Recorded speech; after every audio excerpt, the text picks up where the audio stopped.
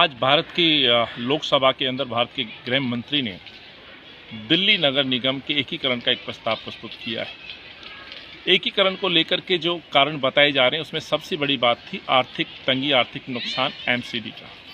सवाल ये उठता है जब इस मसौदे पर हम नज़र डालते हैं, इस बिल के ऊपर नज़र डालते हैं, तो कहीं पे भी इस आर्थिक नुकसान की भरपाई करते हुए सरकार नहीं दिख रही है। यह नहीं बताया जा रहा है कि एमसीडी यदि नुकसान में होगी तो उसकी पूर्ति कैसे होगी। वर्तमान में यदि हम खर्चे और इनकम को जोड़ें एमसीडी के, तो उसके बावजूद भी मैक्सिमम जो कॉरपोरेशन के खर्चे हैं उसमें से 70% की ही हम ये कह सकते हैं कि 70% ही उसका रेवेन्यू जनरेट कर पा रहा है, यानी कि 30% रेवेन्यू अभी भी शॉर्ट रहेगा।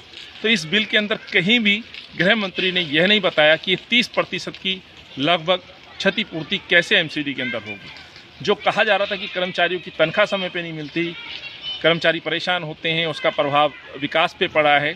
मान लीजिए कर्मचारियों को सैलरी मिल भी गई समय पे, जो कि अभी होगा भी नहीं। मान लीजिए यदि सैलरी मिल भी गई तो प्रश्न ये उठता है कि एमसीडी के अंतर्गत होने वाले जो प्रोजेक्ट्स हैं, सड़कें हैं, पार्कों का निर्माण है, फ्लाईओवर हम कह सकते हैं, स्कूल, अस्पताल हम कह सकते हैं, उन विकास के लिए पैसा कहाँ से आएगा। ये देश के गृह मंत्री ने उसमें बिल्कुल भी कहीं जिक्र नहीं किया है मसौदे में कि आखिर कहाँ से ये पैसा आएगा। तो जो नीयत है वो साफ दिखती है। अपनी हार को टालने के लिए जिस तरह से देश के गृह मंत्री और भाजपा ने साजिश रची है, जल्दबाजी में जिस तरह से मसौदा प्रस्तुत किया गया है उसमें एमसीडी की इनकम के सोर्स को नहीं बताया गया है। कोई व्यवस्था नहीं की गई है कि भारत सरकार या राज्य सरकार वो मदद पूरी करेगी या नहीं करेगी। प्रश्न ये उठता है कि जो लगभग 13,000 बेल आउट पैकेज की हम मांग कर रहे हैं, जो अभी तक एमसीडी लॉस में, उसकी क्षतिपूर्ति कैसे होगी, उस पर भी कुछ नहीं बताया गया।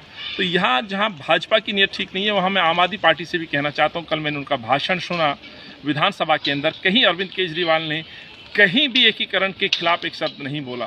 क्यों अरविंद केजरीवाल ने दिल्ली विधानसभा सत्र के अंदर ये प्रस्ताव पास करके क्यों देश के गृह मंत्री पार्लियामेंट में नहीं भेजा? तो प्रश्न मैं अरविंद से ही पूछना चाहता हूँ, केवल राजनीति करेंगे, बयानबाजी करेंगे, या राज्यसभा के अंदर आपके सांसद उस बिल के समर्थन में खड़े होंगे या विरोध में खड़े होंगे, या केवल एक ट्वीट करके मात्र विरोध दर्ज कर देंगे?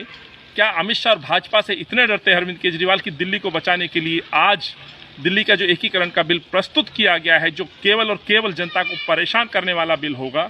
जिस सोच के साथ कांग्रेस ने ये बिल बनाया था, शीला जी ने और कांग्रेस ने बिल बनाया था, 3 कॉरपोरेशन का उद्देश्य था लोगों को बेहतर प्रशासन देना, कर्मचारियों को, अधिकारियों को और नेताओं को जनता के बीच पहुंचाना। ये कॉरपोरेशन के अंदर जो रोज़मर्रा के काम होते, सबसे बड़ा उसमें काम है सफाई का, सड़कों की व्यवस्था का, अच्छी सड़कों का, फुटपाथ का, पार्क का, स्कूलों के निर्माण का। ये ज़मीन पे जाकर के ही काम देखने वाले काम है। अब ऐसा लगता है कि फिर से वो व्यवस्था ला दी गई है जो आज से लगभग 10-12 साल पहले थी। एक कॉरपोरेशन में एक मेयर होता था, किसी की सुनवाई नहीं होती थी, एक कमिश्नर होता था जिसमें कोई मिल नहीं सकता था। आम जनता तो छोड़िए, नेता लोग नहीं मिल सकते थे। फिर से वही इस शहर को वापस ले जाना, मैं समझता हूँ ये उचित नहीं है। ये दिल्ली के लिए बहुत ही आगे, दिल्ली के लोगों के लिए परेशानी का सबब बनने वाला है ये बिल। तो कांग्रेस की सोच को आप पलट सकते हैं, कांग्रेस के कामों को पलट सकते हैं, लेकिन शहर को वापस कहाँ लेके जा रहे हैं, ये बड़ा प्रश्न है। तो इस 3 बिल के साथ मुझे नहीं लगता इस शहर को कुछ मिलने वाला है। अपनी केवल चुनावी हार जीत के मद्देनज़र बिल को जल्दबाजी में प्रस्तुत करना और शहर को ये मैसेज देना कि शहर के अंदर उन्नति होगी, इस बिल के अंदर कुछ ऐसा नहीं दिखाई दे जिससे मैं कह सकता हूं कि एमसीडी की आर्थिक स्थिति ठीक होगी, एमसीडी के कर्मचारी या एमसीडी के अंतर्गत होने वाले विकासों में गति आएगी। इसका कहीं पे भी इस मसौदे में जिक्र नहीं है।